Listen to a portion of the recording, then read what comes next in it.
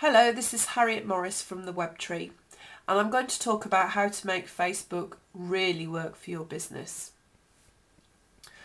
The first thing we need to know when answering this question is why Facebook is so powerful, because if you can understand this, it will really help the rest of it seem a lot more straightforward to you.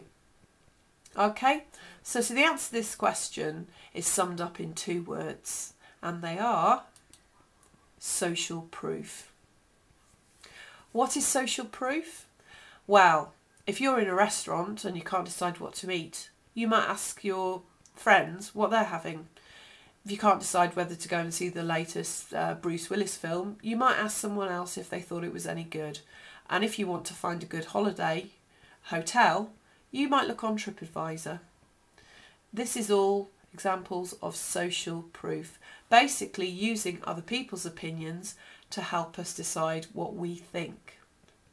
Now, social proof has been going on since the dawn of time, but what's interesting nowadays is that while we're still looking at media and experts to help us form our opinions, more and more we're looking at our peers. So what our friends think on Facebook is becoming increasingly more important than what a so-called media expert might say was important. And this is really, really vital to you marketing your business on Facebook, as you will see.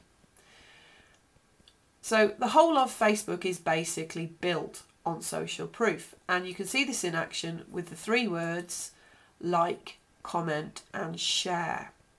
Okay, these are on every single page on the website. How does this work in reality for a business? Well, let's take an example. Mary has just had some business cards printed. She was let down by a previous supplier. She's got a trade show in 2 days' time. She needed those cards really fast. She came across ABC Printing, who turned around the job in 48 hours, and Mary's over the moon. They have really saved her a lot of stress. In the pre-Facebook days, Mary would have been able to tell her friends about ABC, and if she'd gone to a networking event, she could have given them a really good testimonial. But now, with the advent of Facebook, Mary can go on her personal Facebook page and she can write about how much she likes ABC, because that's all she can think about, how they have saved her bacon. What happens when she posts a comment, say Mary has 150 friends on Facebook, that goes to their personal pages.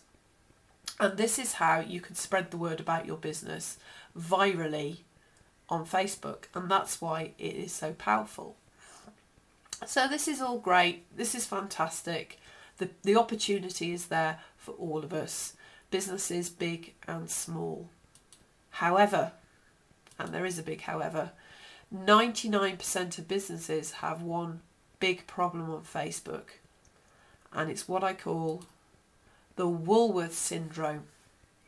What on earth is the Woolworths syndrome?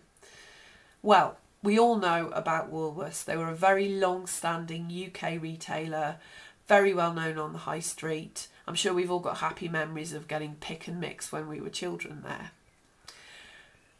Now what happened is they did okay while we were going through the economic boom times, but once Britain hit recession, Woolworths became a very high-profile victim of the difficulties that we were all going through, and certainly everybody felt it. It was quite shocking how sad we all felt about the collapse of Woolworths. Now, I'm not a corporate expert, and I'm sure there's many complicated reasons why Woolworths collapsed, but for the point of view of this video, we can say that for a long time Woolworths' mere presence on the high street, because they were in every town, their presence carried them through. When things got difficult, their presence on the high street was no longer enough. And this is what a lot of businesses, without realising it, are suffering from. Woolworths syndrome is the idea that just by existing on Facebook with a business page, you can succeed and you can market yourself. And the fact is that you can't.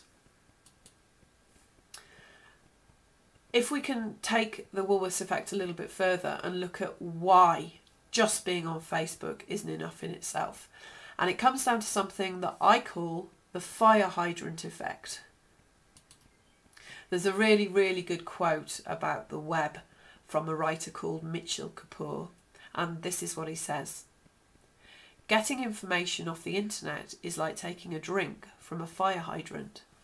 So you can imagine if you took a drink of water from a fire hydrant, you would be absolutely soaked.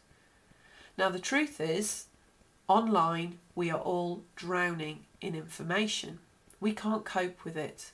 We have become lazy, easily distractible, and we have the attention span of toddlers. You know what it's like if you want to go and buy something or find out some information. You are assaulted by hundreds of websites and your brain can't work properly anymore. Now, from a business point of view, this is the challenge you've got. How do you engage your potential customers on Facebook? How do you grab their attention and make yourself more memorable? How do you get them coming back for more? And this is a question that I'm going to answer in part 2 of this video, which you can see if you go to www.thewebtree.net.